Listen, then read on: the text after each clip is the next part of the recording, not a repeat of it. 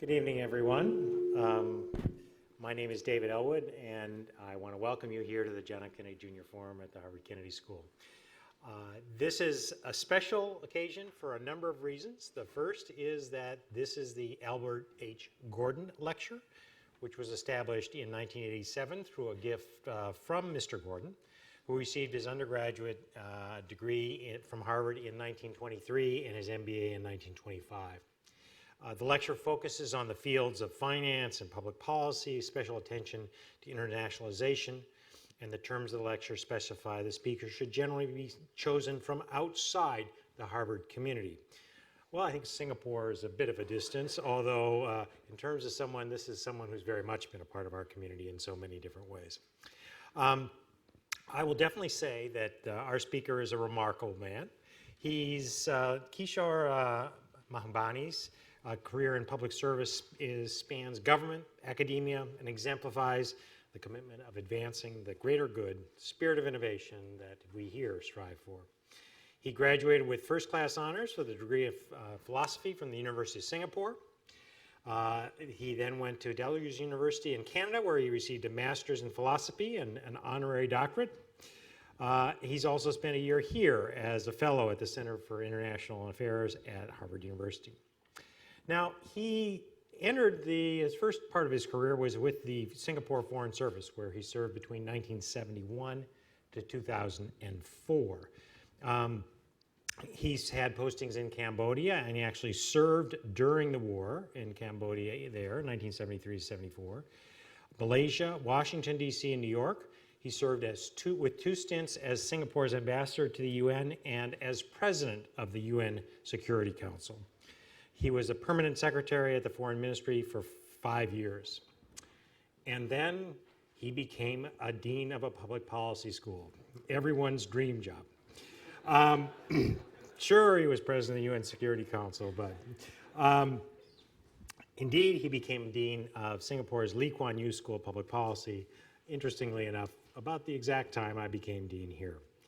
Now, I think I know a thing or two about what it means to be a dean in a school with a name of an iconic public figure of whom the nation is proud.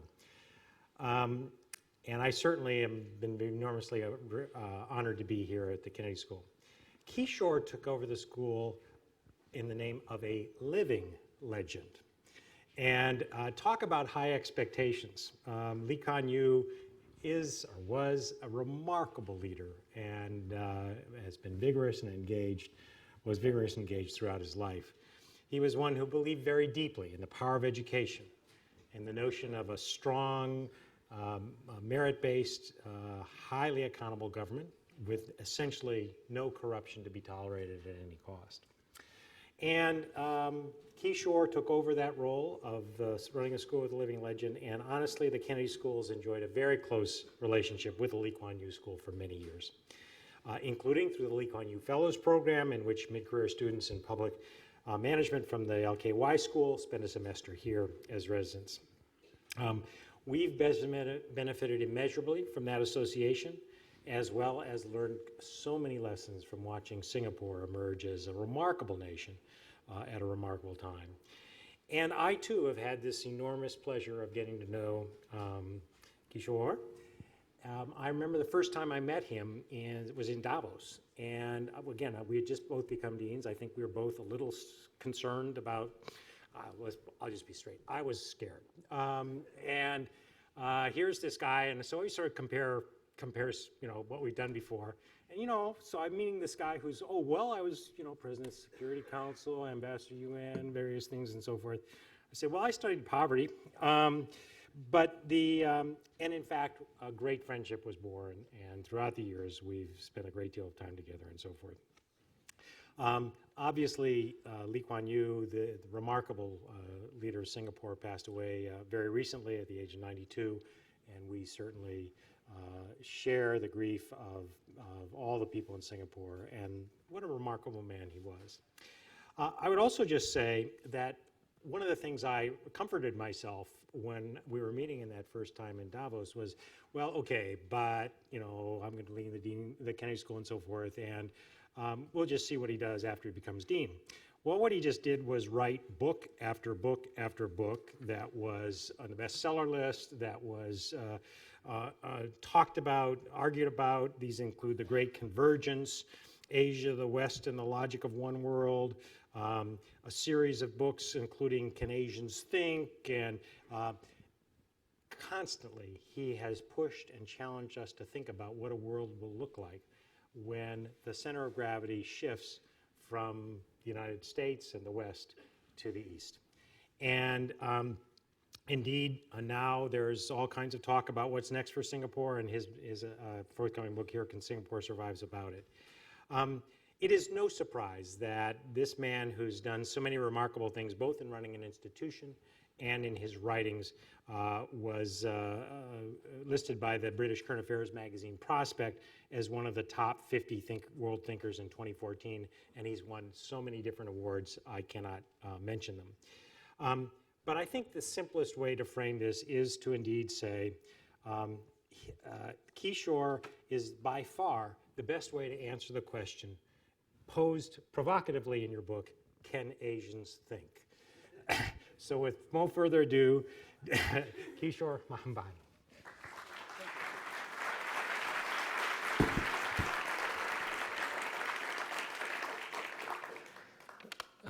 Thank you, David. The trouble with having such a generous introduction like that is that after that, everything is downhill. The best I can do is sit down and keep quiet. But anyway, it's a great pleasure and delight to be here. And I'm really glad you highlighted the very special relationship, David, that our two schools have. And indeed, frankly, the Lee Kuan Yew School of Public Policy, which began in 2004, has been successful because it inherited a public policy program that was set up by the Harvard Kennedy School in Singapore in 91, I believe. So we've inherited a lot of from the wisdom and advice from the Harvard Kennedy School. I want to thank you very much for that.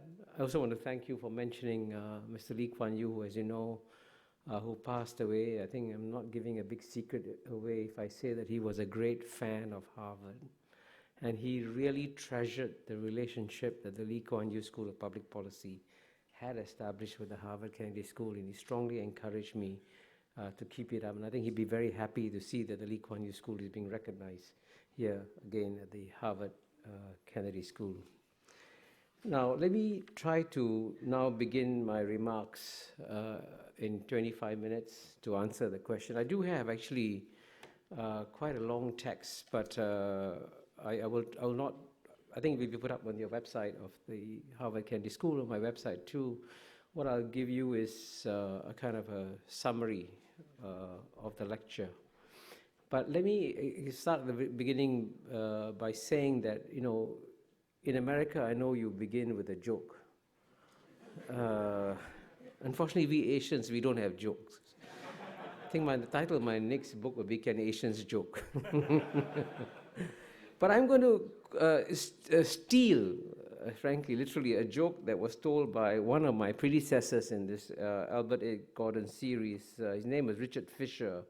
And this is how he began his lecture when he gave this Gordon lecture in 2009. He said, quote, "Yesterday morning as I got on the plane to fly up here, I turned to Nancy and I said," his wife Nancy, and said, "In your wildest dreams, did you ever envision me following in the footsteps of Mikhail Gorbachev, George H.W. Bush, David Rockefeller, and Ban Ki-moon in giving the Gordon lecture at the Kennedy School?" And Nancy replied, quote, "I hate to let you down, Richard, but after 35 years of marriage, you rarely appear in my wildest dreams." I think my wife who's here would say exactly the same thing. So anyway, to begin, you know, in the spirit of the, again, the Gordon lecture, who said we should talk about developments in the financial sphere, the way I'm going to deliver my remarks is that I'm going to first tell you 3 stories from the financial sector, and then later at the conclusion I'll explain to you why these 3 stories are important. And in terms of explaining and trying to answer the question, I'll first try to answer the question Of course, what are China's goals and aspirations as it tries to emerge and rise? Secondly, how has the relationship between the United States and China played a role in influencing the rise of China? And finally, try to make the point, and which is, I guess, the critical point I'm going to make at the very end, that how China behaves as number one will be very strongly influenced by how America behaves as number one. And that's why these three stories are important, and that's why I'll begin with them. The first story is about an event that happened at the height of the global financial crisis in 2008, 2009. And until that financial crisis came about, the Chinese were very happy that they had developed an interdependent relationship with the United States of America, so that while China relied on America to sell its exports and to buy its products, America in turn relied on China to buy U.S. Treasury bills and to make sure that the U.S. could continue to sell these Treasury bills overseas. So they both felt that, as Tom Friedman said in one of his columns, that they were joined at the hip in a mutually interdependent relationship. And indeed, I can tell you this, as a matter of fact, at the height of the crisis, when things looked really bad, the Bush administration actually sent an envoy to Beijing in 2008 and said, please continue buying U.S. Treasury bills, because that's what we need to preserve global financial stability. And the Chinese were happy to do so, and I suspect the Chinese even felt a bit smug. See, the Americans depend on us.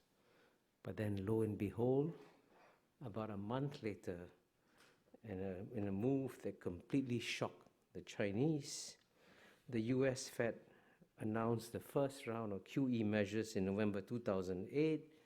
And as you know, with the QE measures, essentially the US could print money to buy US Treasury bills.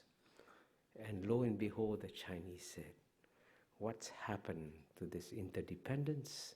The Americans can just turn on the printing press and take away this dependence on China.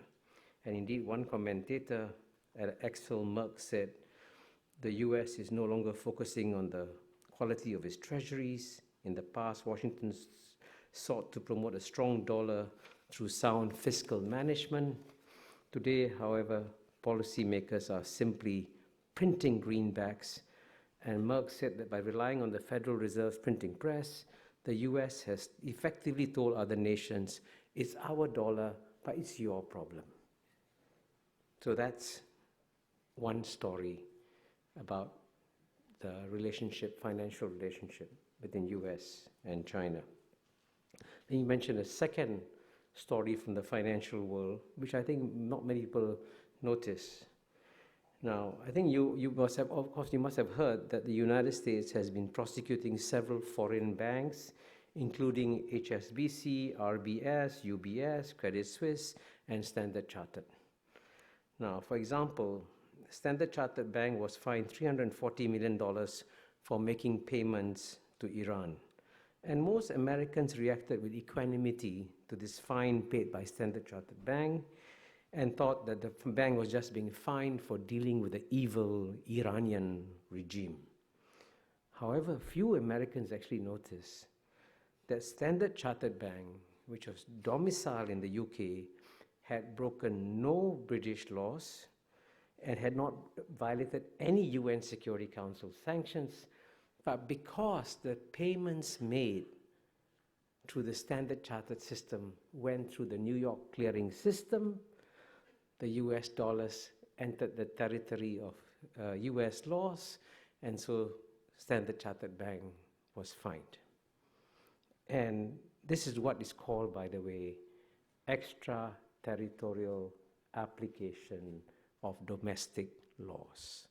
Again, remember this story when I come to the conclusion.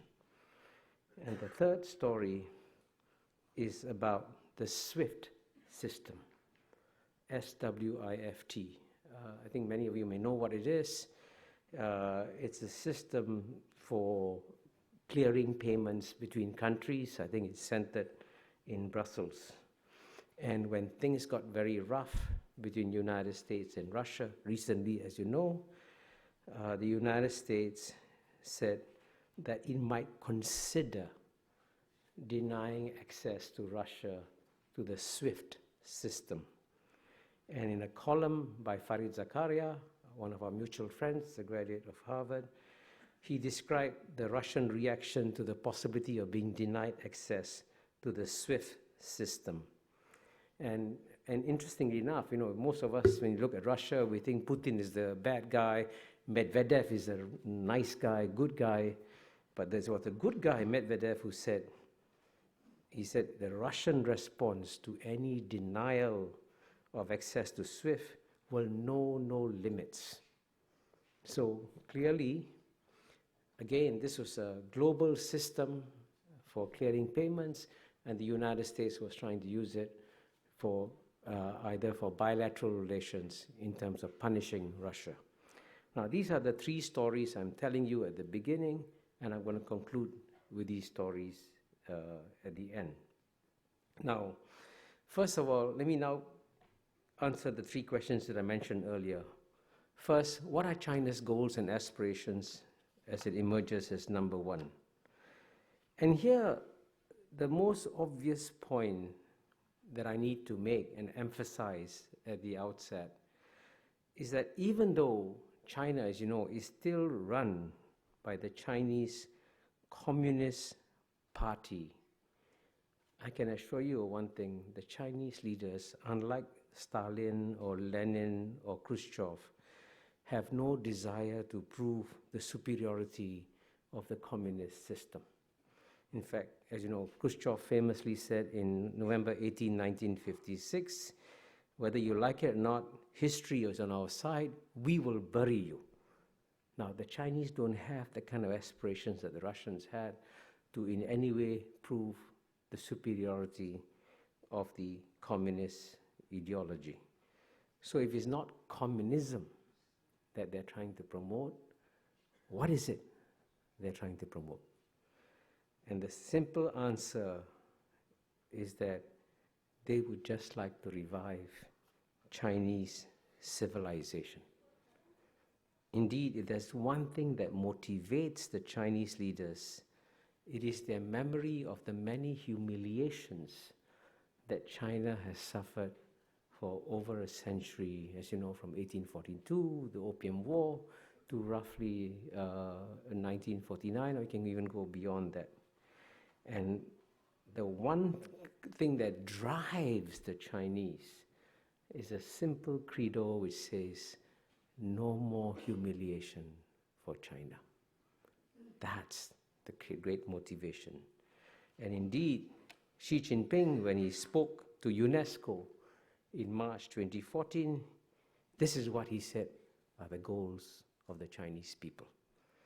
He said the Chinese people are striving to fulfill the Chinese dream of the great renewal of the Chinese nation. The Chinese dream is about the prosperity of the country, the rejuvenation of the nation, and the happiness of the people. It reflects both the ideal of the Chinese people today and our time-honored tradition to seek constant progress. The Chinese dream will be realized through balanced development and mutual reinforcement of material and cultural progress. Without the continuation and development of civilization or the promotion and prosperity of culture, the Chinese dream will not come true, unquote.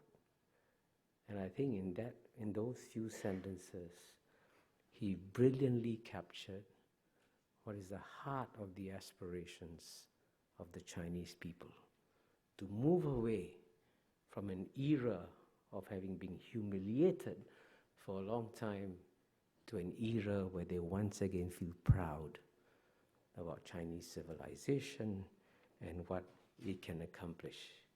And indeed, if the CCP, the Chinese Communist Party, could change its name to CCP, the Chinese Civilization Party, then I think it would be a more accurate description of the goals and aspirations of the CCP. But of course, while this may be the motivations, many in the West continue to believe that China's approach is flawed because it is not changing its political system. And you can read in, whatever, Wall Street Journal, New York Times, Economist, there's this constant belief that the best thing that can happen to China is to have a collapse of the Chinese Communist Party and have a democratic system.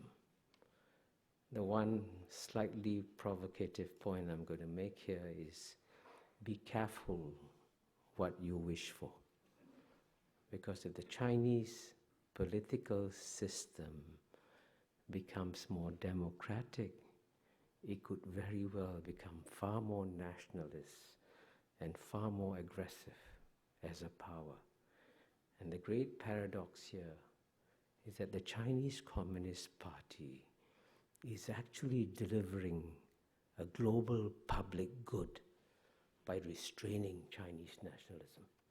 And if you didn't have a strong Chinese Communist Party in charge, you might actually get a more nationalist, a more assertive China. So I believe that it's actually in global interest to allow the Chinese Communist Party to evolve and change in its own way. And that way, I think we will have a China that focuses on economic growth and focuses on strengthening its civilization.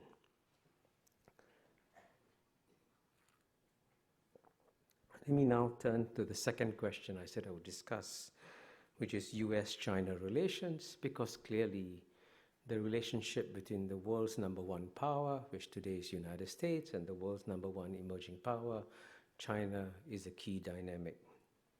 And here, it is actually remarkable how stable the US-China relationship is. In theory, when the world's number one emerging power is about to surpass the world's number one power, and as you know, in PPP terms, China did surpass the United States in 2014, you should be seeing naturally, logically, and I think Steve Wall might agree, rising levels of tension between US and China. But instead, quite remarkably, we're seeing a very stable and indeed a calm relationship. And of course, the question is why. And here I think we have to pay a lot of tribute to the United States for having managed very well the relationship with China. If indeed the United States has been remarkably benign over the years towards China, starting from the days of 1990s. I mean, of course, starting, of course, from the Cold War and Kissinger's trip and America's efforts to bring China on board in the Cold War alliance against the Soviet Union, and then opening up the American market, as I mentioned earlier, to Chinese products. And even after the Tiananmen episode of 1989, when relations between US and China could have taken a nosedive, US-China relations continued in an even keel. Actually, I remember vividly in 1992 listening to the election speeches of Bill Clinton when he said famously in his campaign, "I will not coddle the butchers of Beijing if I become president of America." And when he became president, we could have very well seen a sharp nosedive in the relations between US and China. Instead, to my surprise, and I actually saw this in my own eyes, in November 1993, at the first APEC leaders meeting, which was held in Blake Island off Seattle, That's the first time that Bill Clinton and Jiang Zemin met face to face. And I could see that Jiang Zemin was incredibly uncomfortable, tense and nervous, and trying to figure out what the US president would do to him in this small, close meeting where I was present. And to Jiang Zemin's surprise, and to my surprise, Bill Clinton coddled the butcher of Beijing.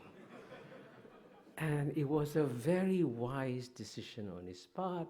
And by the end of the day, if you had watched the body language of Jiang Zemin and Bill Clinton, amazingly, they were almost good friends at the end of the day, reflecting the great charm of Bill Clinton at the time. But this pattern has continued. United States has helped China by getting it into WTO. The United States has helped China by being sensitive on Taiwan, and indeed coming down very hard on the leaders of Taiwan when they tried to push for independence of Taiwan. So these are various ways in which the United States has demonstrated its wisdom and generosity towards the Chinese. And of course, speaking in Harvard University, I have to mention it is actually quite remarkable that the world's #1 power is training the elite of the world's #1 emerging power by allowing it to send 275,000 students to come and study in American universities. I think future historians will be wondering why was America so generous in supporting the rise of its #1 emerging power. But all this have led to this geopolitical miracle that we have today, where you have a stable relationship between US and China. And also, by the way, I also have to mention that Chinese themselves have been very careful and sensitive, and from time to time actually bent over backwards to keep the relationship on an even keel. I was just in Belgrade literally 2 weeks ago, and it's the first time I've gone to a modern city and saw the results of bombing by NATO on skyscrapers. And of course, Belgrade is significant because, as you know, the Chinese embassy in Belgrade was bombed in 1999.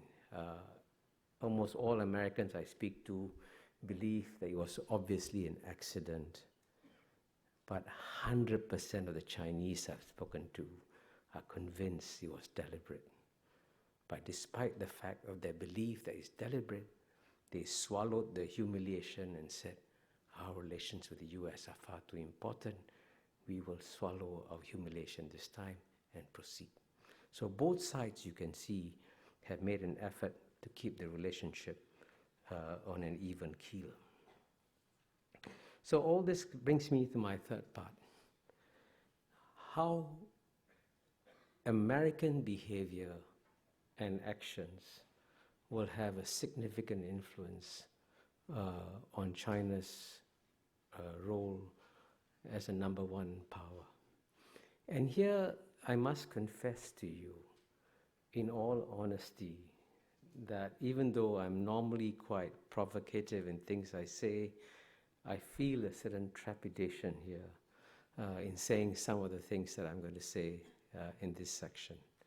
Because as you know, very famously, Bob Zoellick, many years ago, called on China to emerge as a responsible stakeholder of the global system. But when he made that call, I think he assumed that, of course, the United States is a responsible stakeholder of the global system.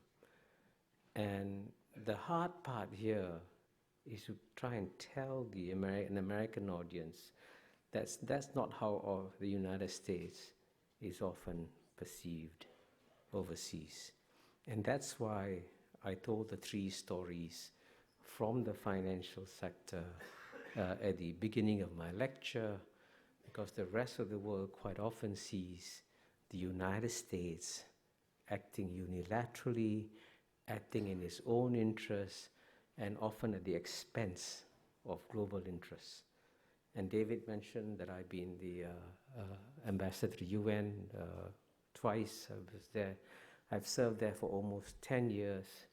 And it's rather tragic to watch in the UN, as I did at first hand, to see that the institutions that were essentially created by the United States after World War II, with the guidance of FDR and Eleanor Roosevelt and all that, these were basically American-inspired institutions which have then been undermined by American policies.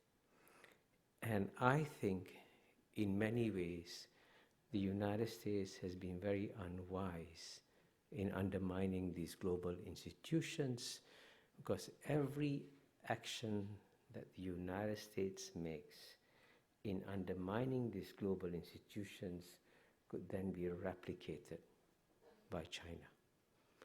And that's why, in my latest book, The Great Convergence, I decided to begin the book by quoting from a very wise speech that Bill Clinton gave, am I allowed to mention Yale, in 2003. And this is what Bill Clinton said.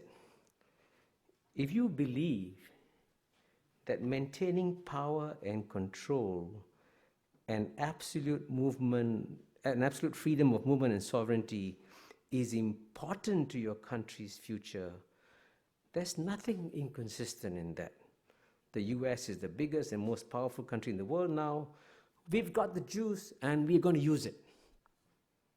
But then he added a but, Bill Clinton. He said, but if you believe we should be trying to create a world with rules and partnerships and habits of behavior that we would like to live in when we are no longer the military, political, economic superpower in the world, then you wouldn't do that. So Bill Clinton was being very wise in saying, you know, as long as America thinks it'll be number one, yes, we can go on undermining multilateral institutions. But if we can conceive of a world in which we are number two, then surely it is in America's interest to strengthen multilateral rules and processes. But what is strange is that Bill Clinton only gave the speech once and never repeated that again. Because I'm told it's political suicide in America to speak about America being number two. So most politicians tend to veer away from that possibility. But I think the time has come for the United States to think very hard about a world in which it might become number two and China might become number one. Then surely America's interests change dramatically. And that's why if America wants to see a China emerge that plays by global multilateral rules and processes, the best way it can do so is not by giving speeches or saying eloquent words about how you should preserve the global system. The best way you do it is through your deeds. And here, of course, I'm going to conclude by mentioning briefly the latest episode that has happened in US-China relations, and which is, of course, as you know, is the Chinese decision to set up an Asian infrastructure investment bank, which unwisely the United States decided to oppose. And as you know, and this is in many ways a sign of the times, in the past, a veto by Washington, D.C. would have meant that all the allies would have stood firmly behind the United States, and the United States veto would have held. But even to my surprise, the first country to break that veto was the number one ally of the United States, which is the United Kingdom. And that's a sign of the times, that countries are now preparing for a world in which the United States will no longer be number one.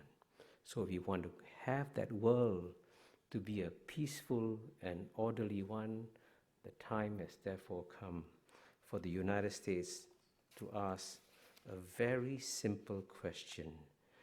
would the United States feel comfortable living in a world where China behaves just as America did when it was a sole superpower? Thank you.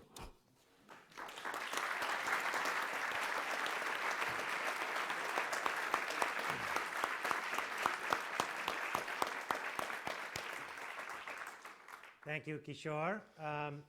We now have time for questions. As you all know, there are microphones in 4 locations, one here, one right there, one there, and one there.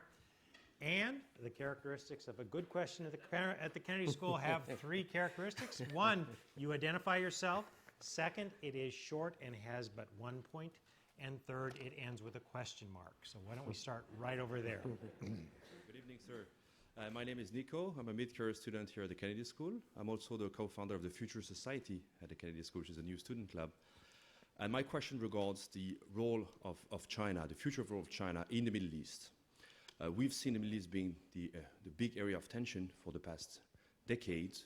And I was surprised to see, if I recollect properly, that the first trip of the newly elected Egyptian president, Mohamed Morsi, at the time, was to go to China, not to the US, which I saw personally as a big sign.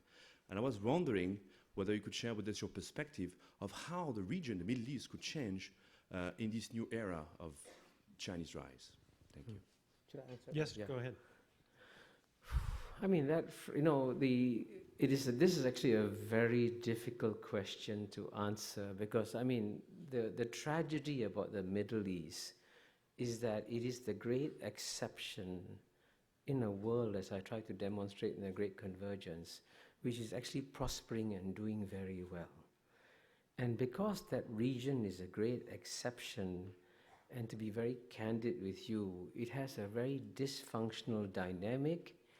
It is a very difficult region to have any kind of long-term posture or plans. I am very confident that the Chinese want to see stability in the Middle East, but the Chinese will never try to play the role of the United States, which is to go in there and intervene directly and try to influence the political development either inside countries, as with the invasion of Iraq, or in the relations between countries, and so on and so forth. So when the Chinese emerge, the one thing they will not try to do is to try and replicate American policies in the Middle East.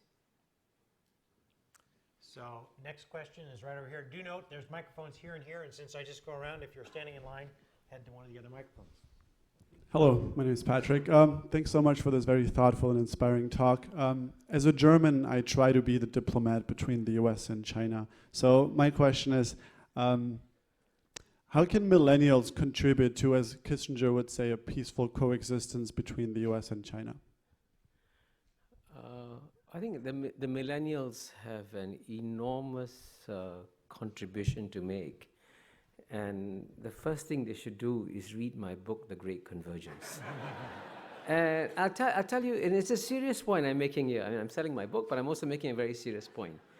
The one key point that many people have not understood is that there are many respects in which the world has changed fundamentally. But one way in which it has changed fundamentally is that, and I use a simple boat metaphor to explain this change. In the past, when 7 billion people live in 193 separate countries, it was as though they were living in 193 separate boats with captains and crews taking care of each boat and rules to make sure the boats didn't collide. Now that's the old world order. Now what's happened is that the world has shrunk and it's become small, dense, interdependent. So the 7 billion people in the world no longer live in 193 separate boats.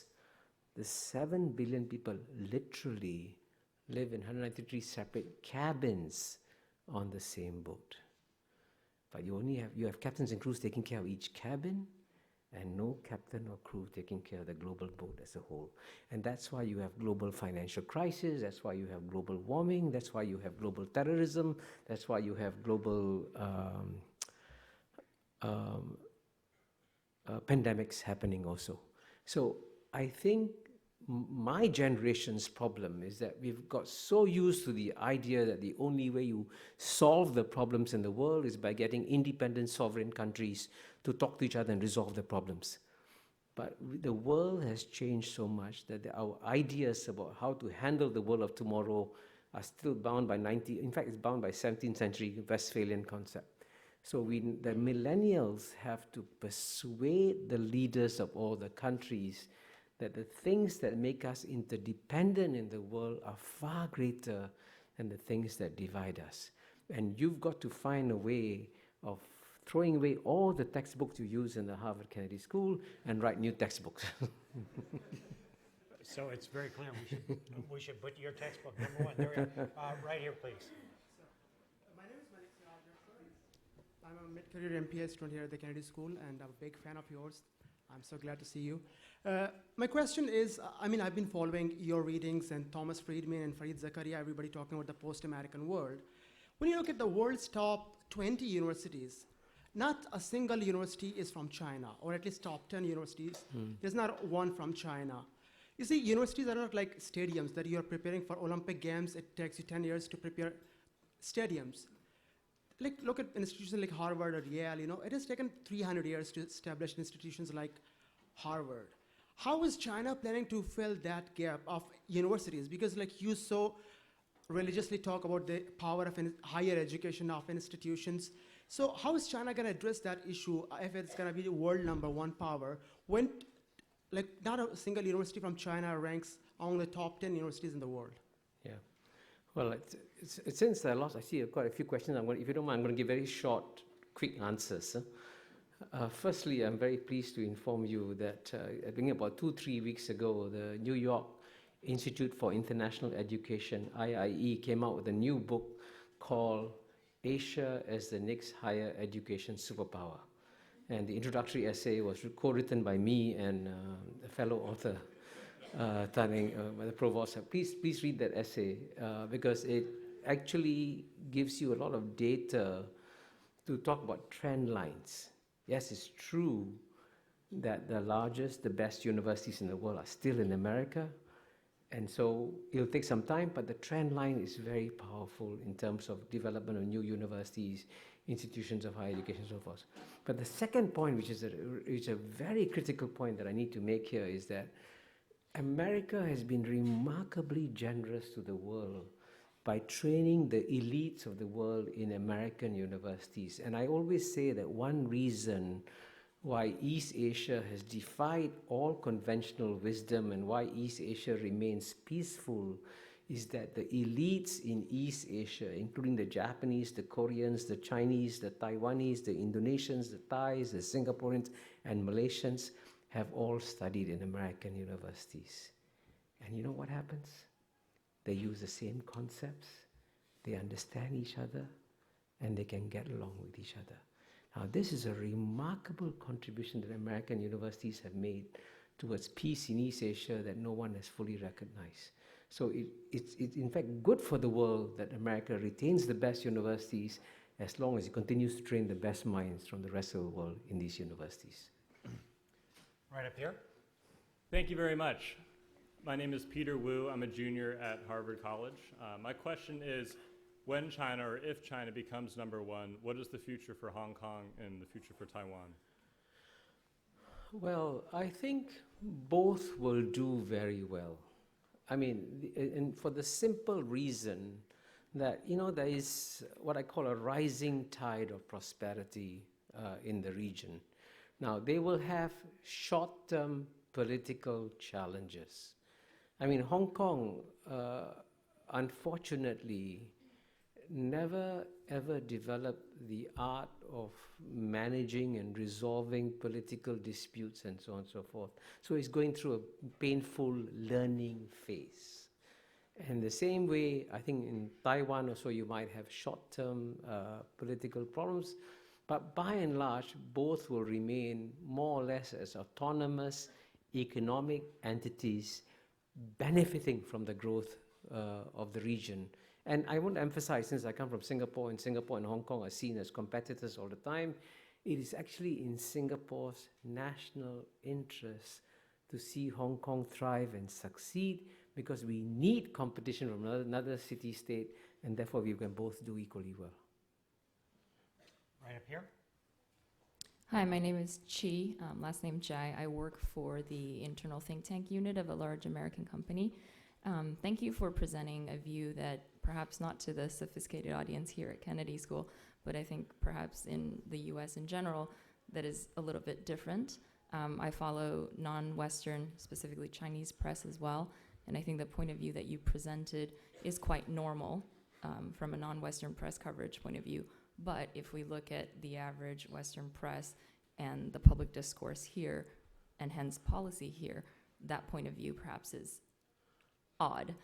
Just like you highlight with the Belgrade embassy bombing, we can actually have US and China looking at things from two totally different angles. So my question is, how do we bridge that public perception gap to then move toward more harmonious bilateral relations? Yeah, I mean, I must say that that's a very difficult question, because I think that as I get older, I get less and less surprised by things. It's quite normal. But one thing that's really surprised me is that, on the one hand, the United States has clearly the freest media in the world, the best financed newspapers, the best financed television stations in the world. But I can tell you this, as someone who travels to at least 30, 40 countries a year, when I come to the United States and I go to my hotel room in Charles Hotel and turn on the television, I feel that I've been cut off from the rest of the world. And literally, the insularity of the American discourse is actually frightening.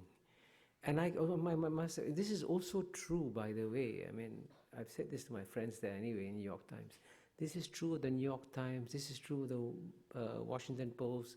This is true of the Wall Street Journal. There is an incestuous, self-referential discourse among these newspaper journalists and so on and so forth.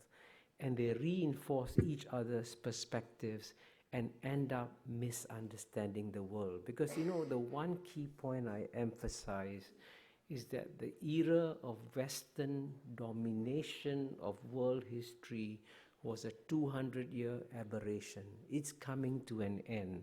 And as a result of it, you've got to learn to understand non-Western perspectives in the world. And it's actually quite frightening that in many ways, I find American intellectuals behind intellectuals, including in Serbia, where I just was, or Greece, or in Istanbul, because they are much more aware of what's happening in the world than most American intellectuals are. I don't know how to solve that problem.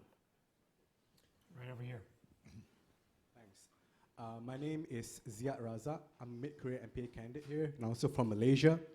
So both Malaysia and Singapore and countries around East Asia have been benefiting greatly from the economic rise of China. We trade with China, we benefit from that. But there's also this specter of security. China's 9-dash claim on the South China Sea, some skirmishes along the way, and also the increasing militarization of China is growing defense budget. So my question to you is, I think the entire world is looking to see whether China is true to its rhetoric of peaceful rise, but it's particularly relevant for East Asia, because we're so nearby and we're directly affected by this. So what are your thoughts on China's rise as not just an economic power, but also potentially a military power as well? Yeah, again, very quickly. Number one, overall, there's no doubt that China has been rising peacefully.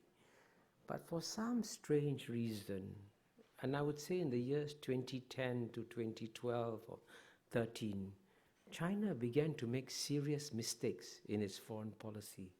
The one big mistake it made, for example, was when the Japanese arrested the captain of a Chinese fishing trawler. The Chinese put enormous pressure on Japan to release the captain, and they succeeded. And then, foolishly, they asked Japan for an apology. And I told my Chinese friends, you already humiliated the Japanese by forcing them to release the captain of the Chinese fishing trawler. Why humiliate them further by asking for an apology? Then, as you know, they made mistakes in the South China Sea.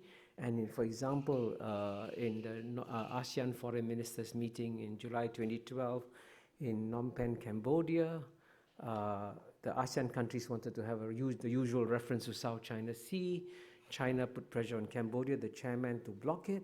And then for the first time in 47 years, the ASEAN countries failed to produce the usual boring, long joint communique because of Chinese pressure. So they made serious mistakes. But what is astonishing to me is how quickly they learn from the mistakes. And I can tell you one of the most surprising things I did in 2014 was to be invited to Beijing by two separate Chinese think tanks and in a fully recorded conversation, and they only asked me one question. Please tell me, what mistakes has China made in its foreign policy? And I was stunned by that, because I've never been invited to Washington, D.C. to talk about mistakes in American foreign policy, but I get invited to Beijing. I mean, that's a sign of the times, that is how different the world is today. So I think the Chinese, I want to emphasize one point. The Chinese themselves have not clearly made up what kind of power they want to be, and they are torn by contradictory impulses. And that's how we react to them, how we act as a role model for them, that will make a huge difference. And here in the area of the military, I can tell you one key point I keep saying: it is now in America's national interest to stop aggressive naval patrolling 12 miles off China's shores, because if you do that 20 years from now, there'll be aggressive Chinese naval patrolling 12 miles off California shores. Let's not push for that. Let's work towards a new world where we no longer have to use the military. And I think at the end of the day, there will be no war between the United States and China. Why not gradually de-escalate the military competition? I think it can be done. Right over here. Thank you, David, and thank you, Kishore, for the great presentation. My name is Xin Chai Zhang. I'm from China. It's a great honor to have this opportunity to talk about, to ask questions. I'm the founder of my lab tea company, and my question is: you talk about Mr. Xi Jinping and talking about our purpose to revive our culture. So, what do you think is China's core culture, and how Chinese core culture can contribute to the world, and what we can learn from other civilizations through this process? Thank you very much. Well, I suspect there are many more experts in this room here on Chinese culture and civilization, but I can tell you that there are obviously many roots of wisdom in traditional Chinese culture. And I'm actually hoping that, if you look back over the longer history of China over the past 2,000 years or so, it's actually surprising how few military adventures the Chinese had overseas. And in general, they have actually, as you know, within the Chinese Confucian ethos, the guy who's a soldier is at the bottom of the value chain, right? So maybe developing an ethos in which the military is not so important is one possible thing that can emerge from Chinese culture and civilization. But you'll see things coming in many areas. For example, in the medical area, I think Chinese medicine will become more and more important. And just as, the Western medicine looks at the human body and tries to slice it up and looks at your kidney and looks at your liver and looks at your heart, the Chinese look at the whole system of the body and say, let's figure out the whole system. And I think in that sense, as Chinese medicine becomes, rejuvenates itself, it'll also make a development. So there are many other such places like this. Chinese poetry, Chinese painting, all that will come back in a much stronger way. So you will actually see, one of the happiest things I look forward to, for example, the next 20 years, is that there'll be not one, but many major Asian cultural renaissances taking place in the world. And one of them will be from China. Right up here. Thank you very much. Yeah. Hi, my name is Subin Kim. I'm a student at Harvard Law School. Thank you for coming to talk to us today. It was a great lecture. Some say AIIB is, in some sense, China's stepping stone towards possibly undermining US dollars position as a reserve currency and preparing itself as the new reserve currency for the world, or at least the competing alternative. I'm curious about your response to such arguments. Oh, I think I don't think the AIIB is a step towards replacing the US dollar as the global reserve currency. It's actually the Chinese basically using the AIIB on the one hand to find a use for the money that they have, and on the other hand, there's also a demand in Asia for more infrastructure. Even the ADB has estimated that Asia needs $7 trillion of infrastructure, and that's what it's using its money for.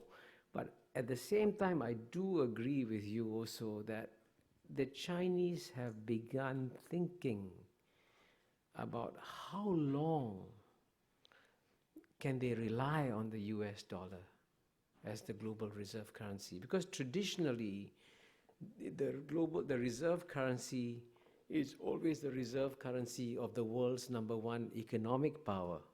Now, China is not yet in nominal terms the #1 economic power, but within 5 years, 10 years, depending on your guesswork on what the rates of growth will be, China will become the world's #1 economic power, let's say within 10 years.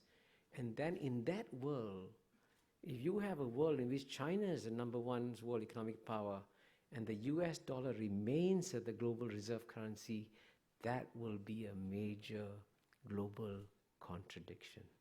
So it's actually better for us now to find a solution to that global contradiction before it becomes a big problem, because this will definitely be a big problem 10 years from now. Right over here. Yes, my name is Charles Data. I'm a student here at the Kennedy School. Arguably, in the era of US superpower, democracy could be argued as the main value that the US has been pushing around the world. How about when we imagine the day that China will be a superpower, what do you think will be the main agenda that will be pushed around the world? Okay, let me begin with the good news. They will not ask any country in the world to set up a communist party. I guarantee you that. I actually believe in the long run, China itself will eventually become a democracy. The destination is not in doubt. It's only the route and timing that you take. And I can tell you the Chinese learned so much from the collapse of the Soviet Communist Party, because the Soviet Union went overnight from a communist system to a democracy. The Russian economy imploded, became smaller than Belgium. Infant mortality rates went up, life expectancy came down, and the Chinese saw that and said, we don't want to see that in China. So they will not make an immediate transition towards democracy, but in the long run, I think they'll move in that direction. But unlike the United States of America, the Chinese do not believe in proselytizing their beliefs. They do not believe that you have to copy or emulate them to succeed. And they also believe that it is far better for people to admire and respect them for their deeds rather than to pay attention to their words. So in a sense, we will have a very different world when the world's #1 power in the world is no longer a missionary power in the world. Right over here. Technological institution down the river. My question is similar to the one that was just asked. I think your point is very well taken, that you learn how to behave when you're #1 by looking at the person who's now #1. We're good to our parents, so our children will take care of us in our old age. But how many years after China becomes #1 do you think there would be real press freedom, or artists would have freedom, or the Dalai Lama could come to Tibet? How will that ever really happen with the communist dynasty that you praise, which you can only get away with in Cambridge, by the way? Well, the question of freedom in China, I think, is a very critical question. I first went to China in 1980, and I arrived in Beijing. For a start, there were no skyscrapers. There were big roads, there were no cars, only bicycles. People at that time could not have the freedom to choose where to live, where to work, what to wear, you know. No, not any kind of personal freedom. Today, you go to China, the Chinese people can choose where to live, where to work, what to study, what to wear, where to go. And you know, when I first went to China in 1980, there wasn't a single Chinese tourist leaving China. Last year, 100 million Chinese went overseas freely. And 100 million Chinese returned to China freely. Now, if there's no freedom in China, if China was this despotic, oppressive state, would 100 million Chinese come back to China? So clearly there has been an explosion of personal freedoms in China on a scale that the Chinese people haven't experienced, right? Now, you mentioned difficult things like the Dalai Lama. And I agree with you that China should deal with the Dalai Lama. But isn't it shocking that the United States of America, which is the world's freest society in many ways, actually prevented some Islamic scholars from coming to teach in American universities barely 10 years ago? That's shocking. So, and all I can say to you is, no country is perfect. Every country is going to learn to improve itself. Kishore, I want to take advantage of my position here to ask you a question that no one else has seemed to ask, but since you asked it rhetorically yourself, is after Lee Kuan Yew, can Singapore survive?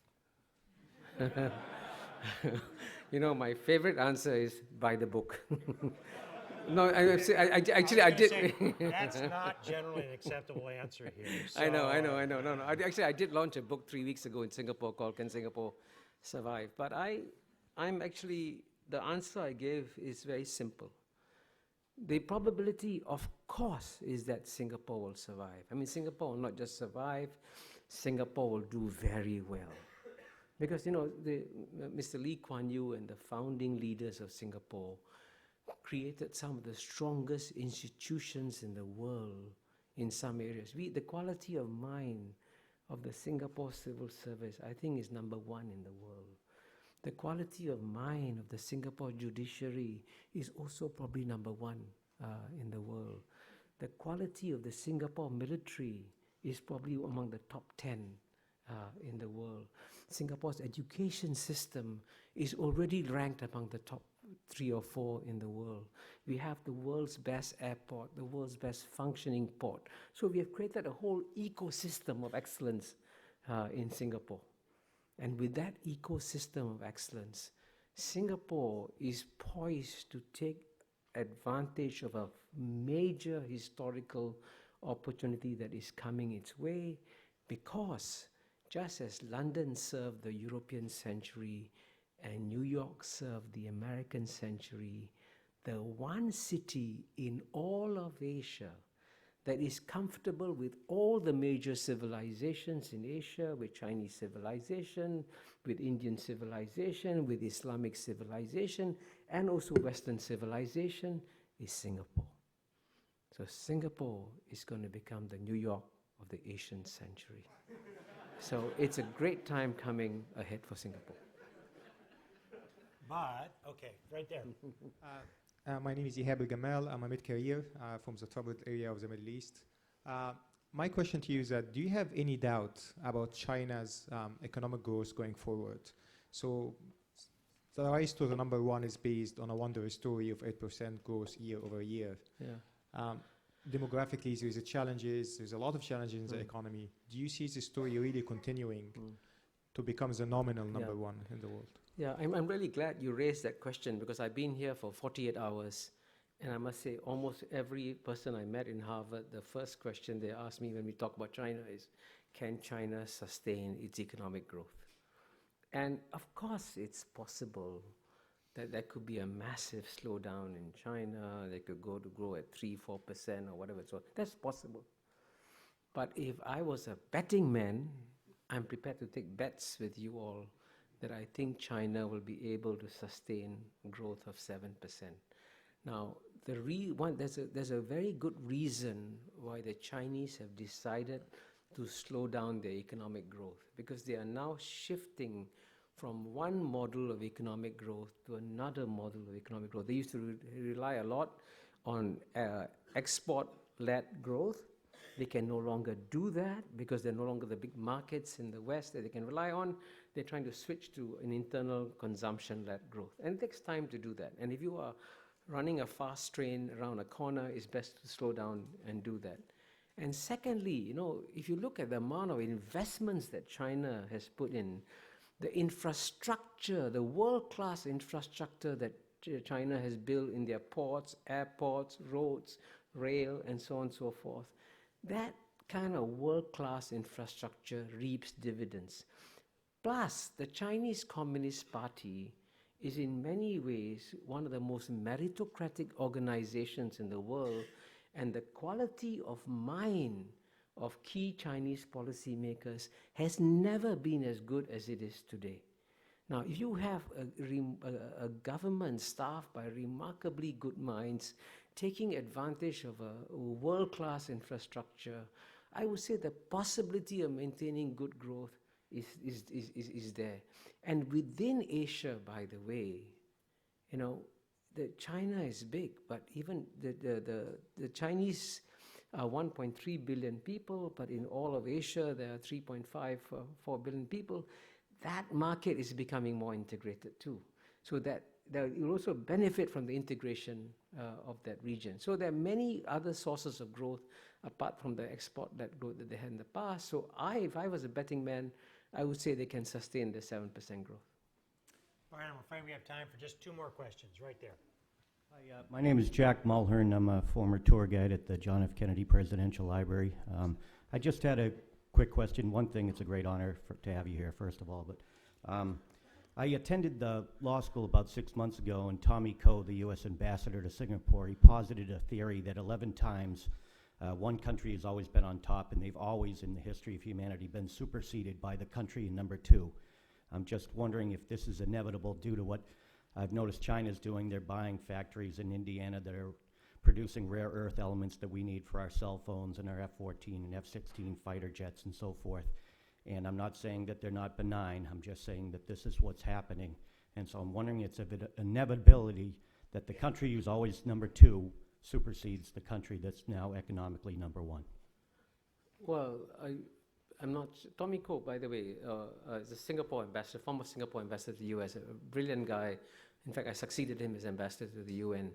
I would say, of course, it's never inevitable that the number 2 will overtake number 1. As you know, Japan was supposed to overtake, and I see that Professor Ezra Vogel has left, but he wrote the famous book saying Japan is number 1, and the Japanese never became number 1. That happens from time to time.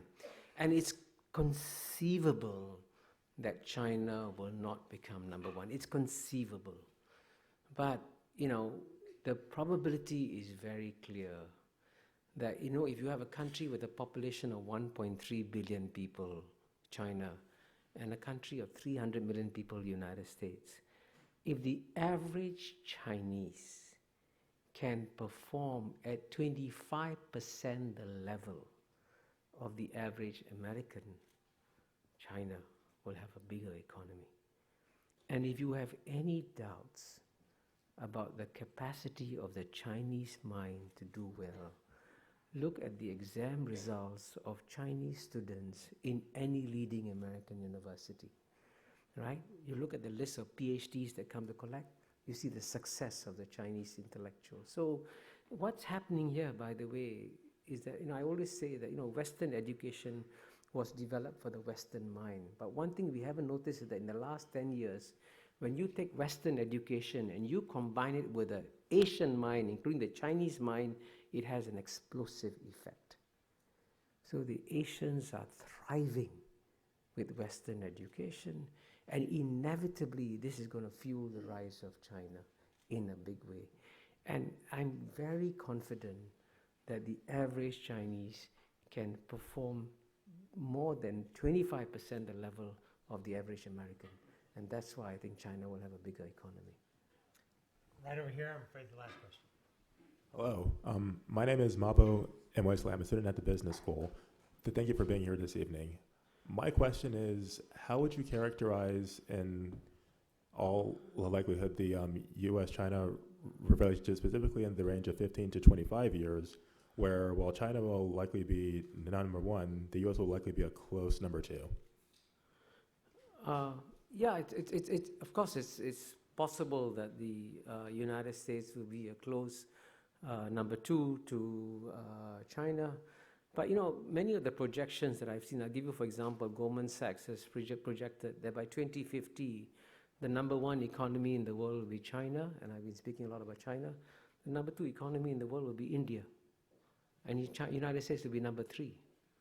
So, and it's actually surprising that so few Americans speak about that world. It's already impossible to speak about being number two. It's even harder to speak about being number three. But that, frankly, is also going to happen. I wrote an essay recently in which I said that, if you look at the most successful ethnic community in the United States, I would have thought in the past would have been the Japanese or the Chinese or the Koreans or the Jews. But the most successful ethnic community in the United States by far is the ethnic Indian community. And if you look at one statistic, if the average Indian in India can achieve half the per capita income of the average Indian in America, India's GNP would not be 2 trillion, but 25 trillion. And if you go to India, as I do, the sense of optimism about the future is phenomenal. So I've been talking a lot about China, but there's actually another bigger Asian story. There's also India and other states that are doing very well. So in that world of tomorrow, it is just by sheer mathematical logic. The amount of space that 300 million Americans have carved out for themselves, politically, economically, when they represent less than 5% of the world's population, has been phenomenal, has been exceptional. But it cannot carry on because the rest of the world has stopped underperforming. And if they start performing normally, and America will continue to remain a strong, dynamic, successful country, but its relative share of the global GNP can only shrink.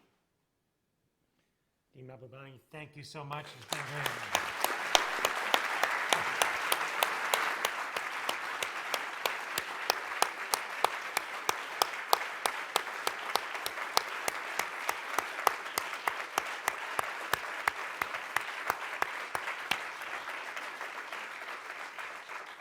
I should say we're going to have a reception here momentarily, so those of you who'd like to stay and chat a bit more, Kishore has a flight, I think, has to leave here about 8:15, but at least to be around for a little while for those of you that didn't get a chance to question.